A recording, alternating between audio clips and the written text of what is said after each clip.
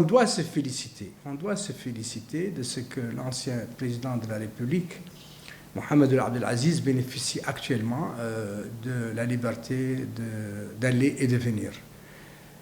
Depuis le 7 de ce mois à minuit, bien que la mise sous contrôle judiciaire devait être levée le 1er juin 2022, elle a été donc prolongée de manière abusive, arbitraire par le parquet.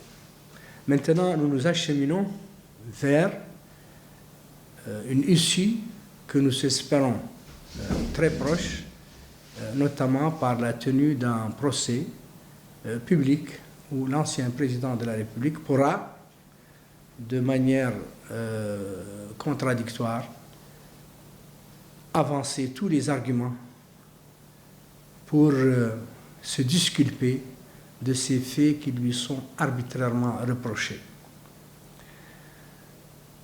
Dans ce procès, nous espérons que les droits de la défense seront respectés, pour une fois. Nous espérons que les règles de l'équité seront observées, pour une fois, parce que toute l'instruction qui a précédé, malheureusement, a été marquée par des atteintes graves, des violations graves aux droits de la défense. Et évidemment, la dernière violation, c'était lors de la clôture de l'instruction.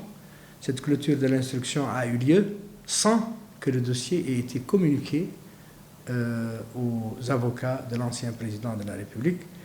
Et c'est dans ce cadre que nous avons interjeté appel contre l'ordonnance de clôture d'instruction. Nous espérons que cet appel sera vidé. Nous souhaitons qu'il soit vidé en faveur de l'ancien président de la République et qu'une ordonnance de non-lieu soit rendue à son bénéfice. Mais si tel n'est pas le cas, nous allons naturellement faire un pourvoi en cassation devant la Cour suprême et nous espérons que cette évolution, que l'instruction soit finalement et définitivement clôturée en faveur de l'ancien président de la République. Si tel n'est pas le cas, alors on devra s'acheminer rapidement vers une issue judiciaire de cette affaire et nous espérons que dans le procès qui se tiendra, eh bien, l'ancien président de la République aura largement la possibilité, les moyens de faire valoir tous les arguments dont il dispose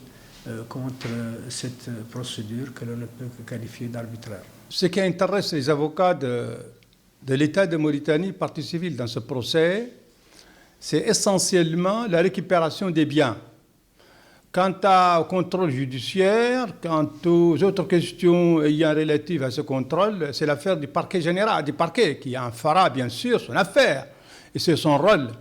Quant à nous, ce qui importe pour nous, c'est le procès équitable, le procès public. Et nous travaillerons pour qu'il y ait un procès public, c'est-à-dire un procès auquel assiste tout le monde. Bien sûr, l'ensemble des accusés, le ministère public, les avocats des accusés, mais aussi les avocats de la partie civile. Et bien sûr, couverts par les médias et par tout observateur qui voudrait bien y aller. Certains parlent d'un procès médiatisé, d'un procès radiodiffusé, télévisé. Nous le voulons bien. Mais malheureusement, jusqu'à présent, la législation mauritanienne ne le permet pas. Espérons qu'un jour, nous y arriverons. Mais notre souhait, nous, le plus ardent, c'est qu'il y ait un procès médiatisé, diffusé sur les antennes, pour que nous puissions expliquer à l'opinion publique l'ampleur des dégâts subis suite aux différentes infractions commises et reprochées à l'ancien président à ses co-détenus. Donc nous travaillerons dans ce sens. Aujourd'hui, l'affaire est entre les mains de la Chambre d'accusation pour statuer sur l'ordonnance de renvoi. Dès lors où il statuera sur cette ordonnance, si elle la confirme, bien sûr, nous irons au procès.